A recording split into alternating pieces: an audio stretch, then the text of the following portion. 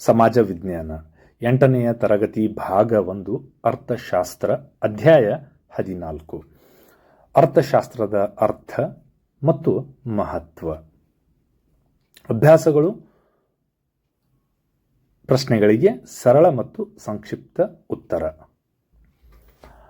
ಅಭ್ಯಾಸಗಳು: ಮೊದಲನೇದು, ಖಾಲಿ ಜಾಗಗಳನ್ನು ಸೂಕ್ತ ಪದಗಳಿಂದ ಭರ್ತಿ ಮಾಡಿರಿ.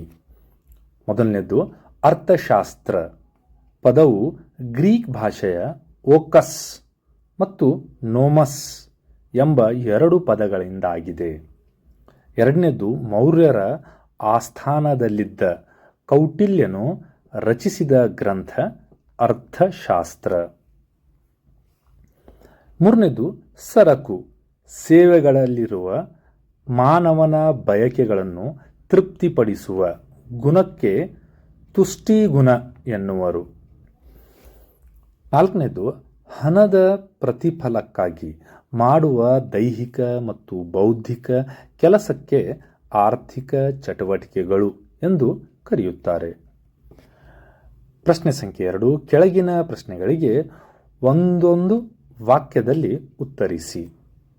5. ಅರ್ಥಶಾಸ್ತ್ರ ಎಂದರೇನು?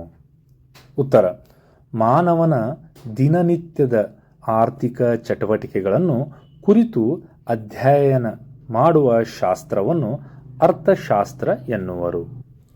ಪ್ರಶ್ನೆ ಸಂಖ್ಯೆ 6, ಅರ್ಥಶಾಸ್ತ್ರದ ಪಿತಾಮಹ ಎಂದು ಯಾರನ್ನು ಗುರುತಿಸಲಾಗಿದೆ? ಆಡಮ್ ಸ್ಮಿತ್ ಅವರನ್ನು ಅರ್ಥಶಾಸ್ತ್ರದ ಪಿತಾಮಹ ಎಂದು ಗುರುತಿಸಲಾಗಿದೆ. ಇವರು ಸ್ಕಾಟ್ಲೆಂಡ್ ದೇಶದ ಪ್ರಸಿದ್ಧ ಅರ್ಥಶಾಸ್ತ್ರಜ್ಞ ಮತ್ತು ತತ್ವಜ್ಞಾನಿಯಾಗಿದ್ದರು. ಪ್ರಶ್ನೆ ಸಂಖ್ಯೆ 7, ಆರ್ಥಿಕ ಚಟುವಟಿಕೆಗಳು ಎಂದರೇನು? ಉತ್ತರ: ಮಾನವನು ಹಣವನ್ನು ಹಾಗೂ ಸಂಪತ್ತನ್ನು ಗಳಿಸಲು ತನ್ನ ಬಯಕೆಗಳನ್ನು ತೃಪ್ತಿಪಡಿಸಿಕೊಳ್ಳಲು ಅನೇಕ ಚಟುವಟಿಕೆಗಳಲ್ಲಿ ತೊಡಗಿಸಿಕೊಂಡಿದ್ದಾನೆ. ಇಂತಹ ಚಟುವಟಿಕೆಗಳನ್ನು ಆರ್ಥಿಕ ಚಟುವಟಿಕೆಗಳು ಎನ್ನುತ್ತೇವೆ.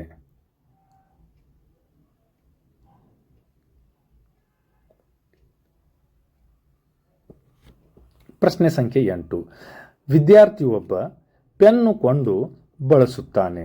ಇದು ಯಾವ ಬಗೆಯ ಆರ್ಥಿಕ ಚಟುವಟಿಕೆ?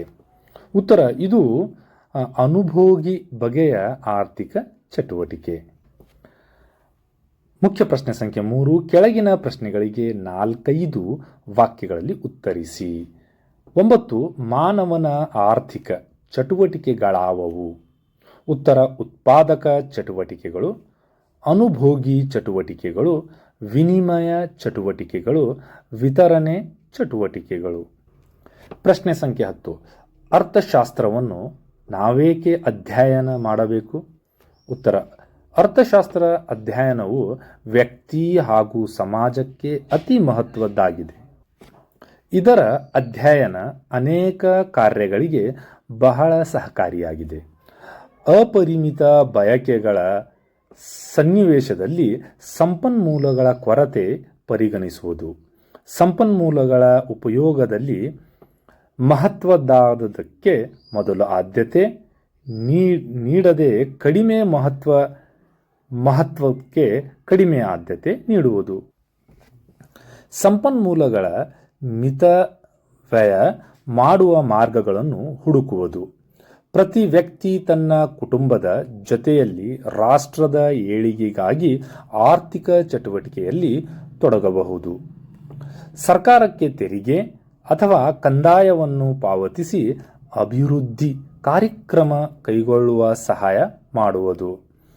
ಇವೆಲ್ಲವನ್ನು ತಿಳಿದುಕೊಳ್ಳುವ ಸಲುವಾಗಿ ಅರ್ಥಶಾಸ್ತ್ರ ಅಧ್ಯಯನ ಮಾಡಬೇಕು. ಪ್ರಶ್ನೆ ಸಂಖ್ಯೆ 11, ಕಾಲದಿಂದ ಕಾಲಕ್ಕೆ ಅರ್ಥಶಾಸ್ತ್ರದ ಅರ್ಥ ಹೇಗೆ ಬದಲಾಗಿದೆ? ಉತ್ತರ: ಅರ್ಥಶಾಸ್ತ್ರದ ಅರ್ಥ ಕಾಲದಿಂದ ಕಾಲಕ್ಕೆ ಸಾಕಷ್ಟು ಬದಲಾಗಿದೆ. ಪ್ರಾಚೀನ ಕಾಲದಲ್ಲಿ ಅರ್ಥಶಾಸ್ತ್ರವು ಮುಖ್ಯವಾಗಿ ರಾಜಕೀಯ ಮತ್ತು ಆಡಳಿತಕ್ಕೆ ಸಂಬಂಧಿಸಿರುತ್ತಿತ್ತು. ಮುಖ್ಯವಾಗಿ ಇದನ್ನು ರಾಜಕೀಯ ಆರ್ಥಿಕತೆಯಾಗಿ ಪರಿಗಣಿಸಲಾಗುತ್ತಿತ್ತು. ಕೌಟಿಲ್ಯನ ಅರ್ಥಶಾಸ್ತ್ರವು ವಾಣಿಜ್ಯಕ್ಕೆ ಸಂಬಂಧಿಸಿದ ವಿಷಯಗಳನ್ನು ಒಳಗೊಂಡಿತ್ತು.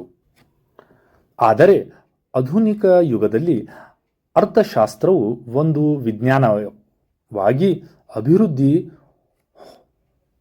ಹೊಂದುತ್ತಾ ರಾಷ್ಟ್ರೀಯ ಮತ್ತು ಜಾಗತಿಕ ಮಟ್ಟದ ಆರ್ಥಿಕ ಚಟುವಟಿಕೆಗಳ ಅಧ್ಯಯನವನ್ನು ಒಳಗೊಂಡಿದೆ.